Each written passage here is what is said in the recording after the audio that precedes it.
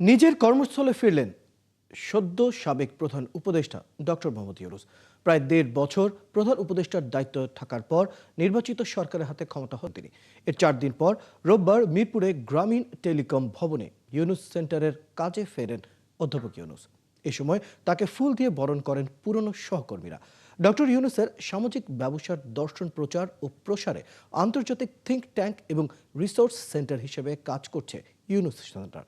প্রতিষ্ঠানটির ফেসবুক পেজে দেওয়া পোস্টে বলা হয়, ১৮ মাস বাংলাদেশের অন্তর্বর্তী সরকারের নেতৃত্ব দিয়ে অধ্যাপক মোহাম্মদ ইউনূস আগের জায়গায় ফিরেছেন।